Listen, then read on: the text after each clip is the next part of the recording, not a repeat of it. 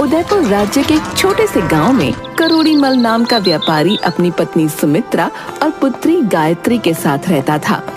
करोड़ीमल ने अपनी पुत्री गायत्री का रिश्ता निश्चित कर दिया था। अब उसके विवाह की तिथि तय की गई और विवाह की तैयारी प्रारंभ हो गई। एक दिन करोड़ीमल ने अपनी पत्नी सुमित्रा से अपनी इच्छा बताई।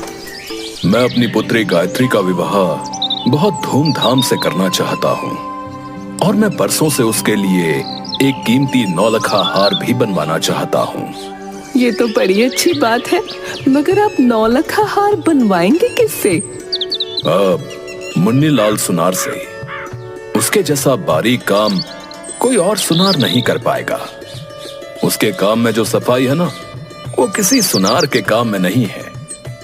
नहीं नहीं, तुम उससे नौलखा हार मत बनवाना। क्यों? इसलिए क्योंकि काम की सफाई के साथ साथ वो हाथ की सफाई में भी माहिर है। मेरी सहेली जानकी ने उससे मोतियों का हार बनवाया तो सारे मोती नकली निकले। ऐसा कुछ भी नहीं है, मैं उसे बरसों से जानता हूँ भाई। और फिर हमारे तो दादा भी उसके दादाओं से ही जेवरात बनवाया करते थे। हैं? वो हमारे साथ बेईमानी नहीं करेगा। तभी वहाँ करोड़ीमल की पत्नी सुमित्रा की सहेली रंभा आ जाती है। राम राम सेठ जी। अरे राम राम पंडिताइन, कहिए कैसे मिजाज हैं आपके? और पंडित जी के घर में सब कुशल मंगल तो है? जब गांव में ऐसे लोग बैठे हो तो क्या कुशल और क्या मंगल, सब कुछ अमंगल ही अमंगल है। क्या बात है सखी, ऐसा क्यों बोल रही हो? सब ठीक तो है ना? चोरी हो गई, चोरी। किसके घर चोरी हो गई? किसके घर चोरी चोरी नहीं, डाका पड़ा है, डाका। अरे किसके घर डाका पड़ा है, साफ साफ बताती क्यों नहीं? मेरा तो जी बैठा जा रहा है। किसी और के घर में नहीं, मेरे ही घर में डाका पड़ा है। सुमित्रा और करोड़ीमल हैरानी से रंभा की तरफ देखते हैं और एक साथ बोलते हैं, तुम्हारे घर? हाँ हाँ, मेरे घर। हाय दैया, क्या सब कुछ ले गए डाकू? सब कुछ क्या ले गए, मेरा तो विश्वास ही उठ गया दुनिया से। अरे साफ साफ बताओ कि बात क्या हो गई? क्या बात बताऊं करोड़ीमल जी, मैंने उस चोर मुन्नीलाल सुनार को अपना ये पूरा 10 तोले का हार दिया था, सोने का, चमकाने के लिए। हाँ हाँ, तूने बताया तो था मुझे। तो क्या हुआ, उसने ठीक से चमकाया नहीं क्या? हार तो चमक रहा है अभी भी। चमकाया चमकाया, लेकिन हार से ज्यादा अपनी किस्मत को चमकाया, चोर कहीं का। अरे बात तो पूरी बताओ कि क्या हुआ आगे? होना क्या था, उसने हार तो चमका दिया और समय से मुझे वापस भी कर दिया, लेकिन जब मैंने हार को गले में डाला तो मुझे ये कुछ हल्का सा लगा। बस फिर क्या था, मैं तो हूँ ही समझदार। तुरंत हार लेकर पहुँच गई उस मुन्नीलाल सुनार की दुकान पर, और जब हार का वजन किया तो मैं तो लुट ही गई, बर्बाद हो गई, लूट लिया मुझे। अरे बात तो पूरी बताओ कि क्या हुआ आगे? होना क्या था, उसने मेरे 10 तोले के हार का 8 तोले बनाकर वापस किया। न एक कम न एक ज्यादा, पूरे 2 तोले का सोना गायब कर दिया। सुन लिया आपने अपने कानों से? मैं यही तो समझा रही थी कि वो एक नंबर का चोर है। काम के साथ साथ हाथ की सफाई भी बड़ी अच्छी करता है। अब अपने कानों से सुन लिया ना, और आंखों से देख भी लिया, तो हुआ ना आपको विश्वास? लेकिन आपने मुन्नीलाल सुनार को पूछा नहीं कि हार में से 2 तोला सोना कहाँ गया? हाय दैया, चोरों की भला कोई नियत होती है क्या? आप भी कैसी बातें करते हो। वो हमसे कहता, हाँ मैंने 2 तोला सोना चुराया है। करोड़ीमल जी, दुनिया आपकी तरह सीधी नहीं है, बड़े चालू लोग हैं यहाँ तो। देख लो अपनी आंखों से, ऊपर वाले ने तुम्हें सही समय पर बचा लिया, वरना कल को हार के साथ साथ बेटी के ससुराल में इज्जत भी गंवानी पड़ती। तुम सही कह रही थी, परंतु उसके जैसा बारीक काम करने वाला आसपास के गांव में भी कोई नहीं है। ठीक है तो करवाओ उससे ही काम। उससे 9 लखा हार बनवाया और वो नकली निकल गया तो गायत्री के ससुराल में कितनी बदनामी होगी, ये सोचा है आपने? बात तो तुम ठीक कह रही हो, लेकिन उसके जैसा हार कोई और बना नहीं पाएगा। इसीलिए हार तो मैं उससे ही बनवाऊंगा। देखता हूं वो मुझे कैसे धोखा देता है। वो शेर है तो मैं सवा शेर। तुम बस देखती जाओ। मुझे डर है कि हमारा नुकसान ना हो जाए, इसलिए एक बार सोच लो भाई। अरे मैंने सोच लिया है। इस बार मेरी चालाकी के सामने उसकी चालाकी धरी की धरी रह जाएगी। तुम चिंता मत करो। अगले दिन करोड़ीमल ने मुन्नी लाल सुनार को बुलाया और नौलखा हार बनवाने का काम सौंपते हुए बोला, मुन्नी लाल, तुम्हारी हाथ की सफाई के बहुत चर्चे सुने हैं। ये मेरी बेटी की शादी का हार है। मैं नहीं चाहता कि इसमें तुम कोई हेरा फेरी करो, इसलिए तुम ये हार काली नदी के पार बने मेरे मकान में बनाओगे और मेरा एक आदमी हर समय तुम्हारे साथ रहकर तुम्हारी निगरानी करेगा। सेठ जी कैसी बातें करते हो हैं? गायत्री तो मेरी बेटी जैसी है। भला उसके विवाह के गहने के साथ मैं ऐसा क्यों करूंगा? आप मुझ पर विश्वास करें। आप जैसा चाहते हैं मैं वैसा ही हार बना कर दूंगा, वो भी एकदम खरा। मुझे मेरी दुकान पर ही काम करने दीजिए। नहीं नहीं मुन्नी लाल, ये मेरी बेटी के ससुराल के सामने इज्जत की बात है।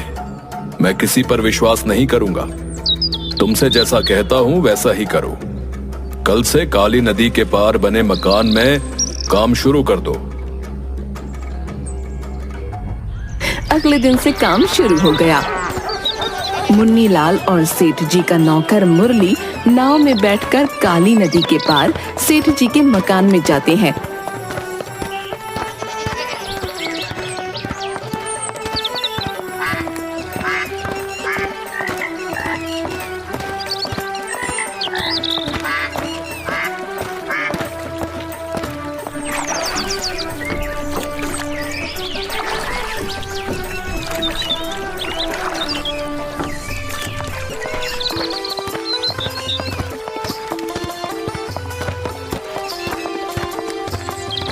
और मुन्नी लाल वहीं हार बनाता है।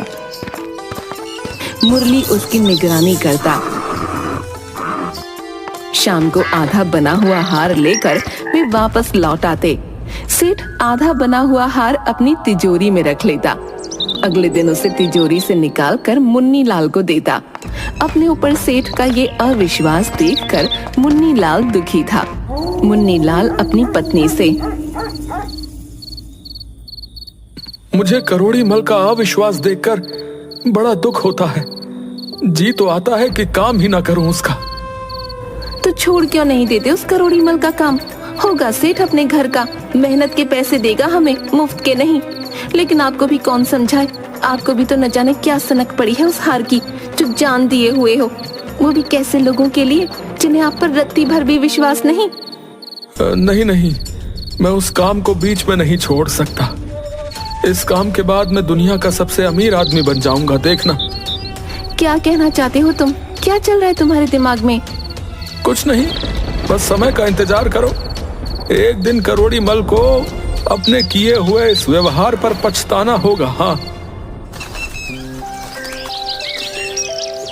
मुन्नी लाल मन लगाकर काम करता है, लेकिन वो मुरली से बहुत परेशान था। मुरली दिन भर उसके सिर पर सवार रहता। वो सिर खुजलाता तो मुरली उसके बालों को टटोलता। वो छींक मारता तो मुरली उसके रुमाल की तलाशी लेता। एक दिन तो हद हो गई।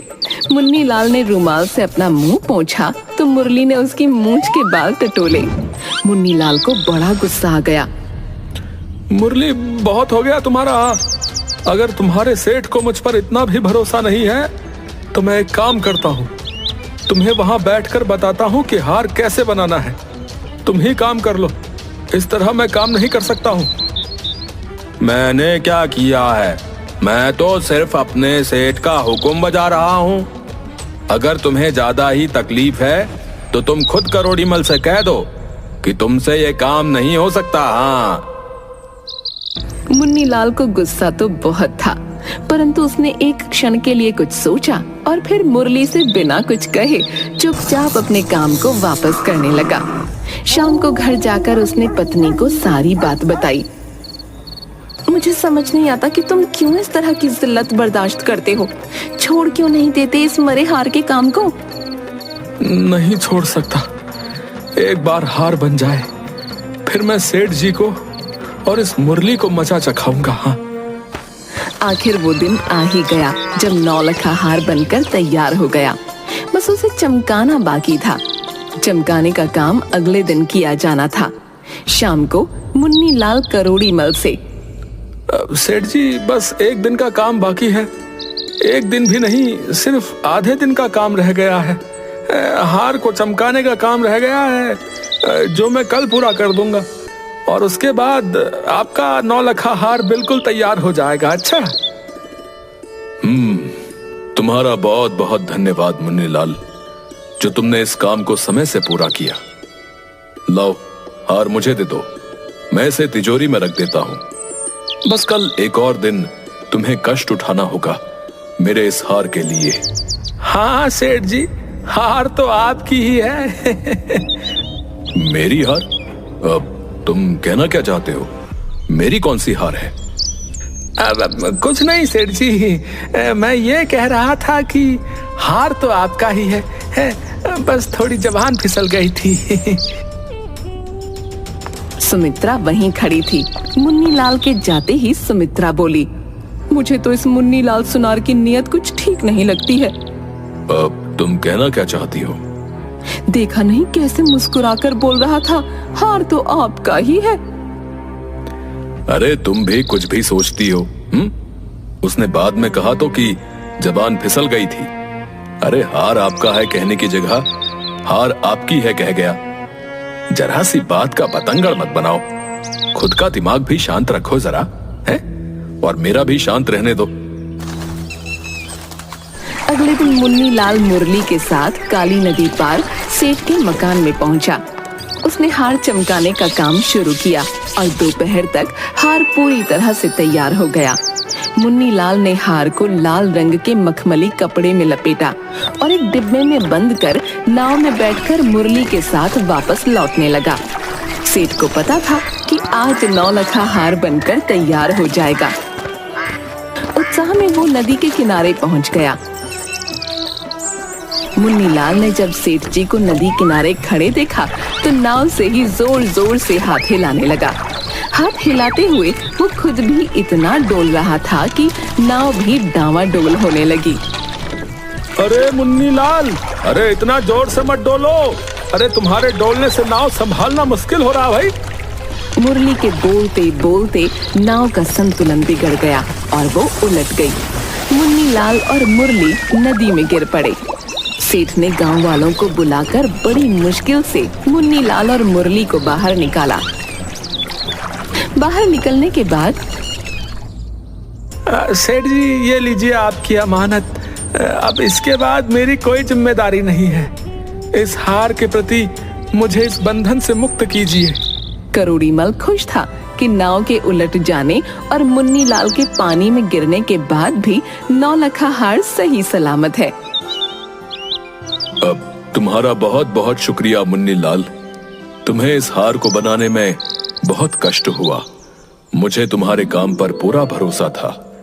सेठ जी ही, आपको मेरे काम पर तो भरोसा था लेकिन मुझ पर नहीं। करोड़ीमल हंसता हुआ वहां से घर चला आया।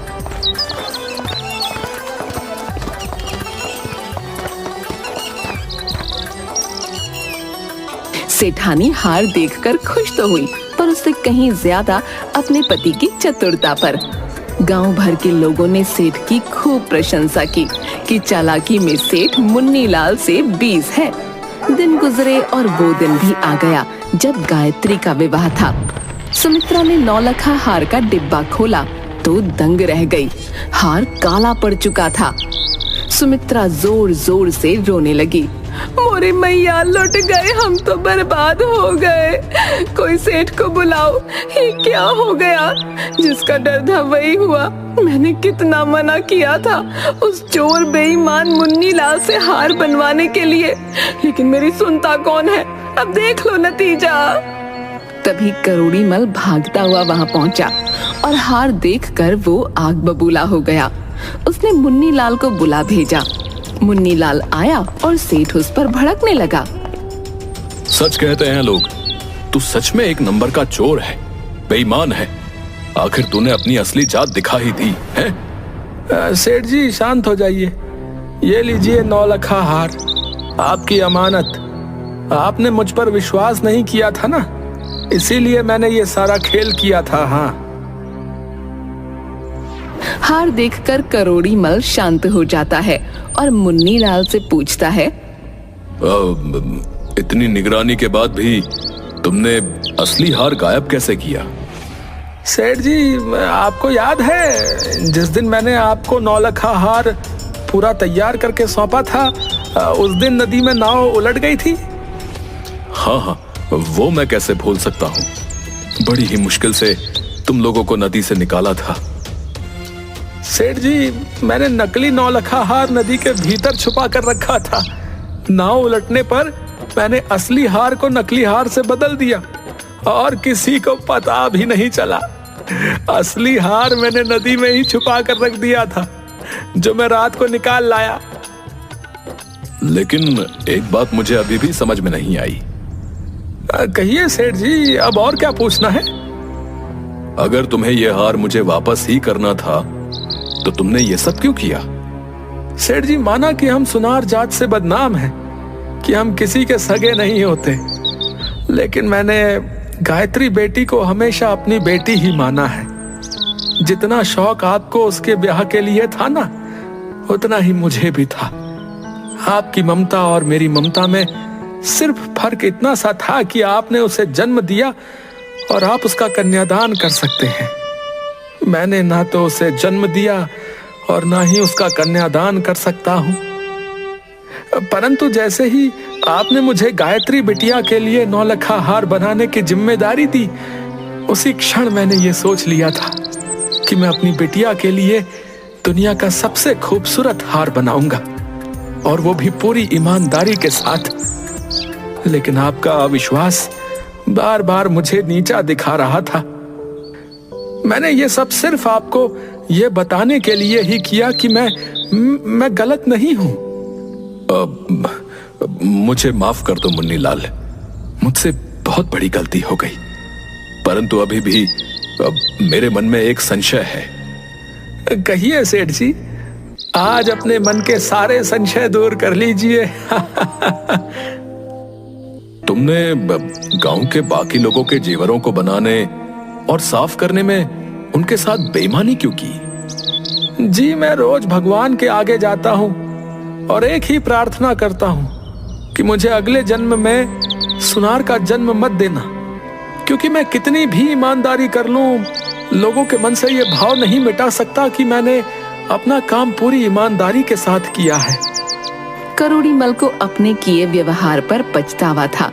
उन्होंने अपनी बेटी गायत्री का कन्यादान करते वक्त अपने और सेठानी के साथ साथ मुन्नी लाल और उसकी पत्नी को भी बिठाया और उन चारों ने मिलकर गायत्री का कन्यादान किया। मुन्नी लाल अपनी पत्नी से बोले, देखा, मैंने तुमसे कहा था ना, इस काम के बाद मैं दुनिया का सबसे अमीर आदमी बन जाऊंगा।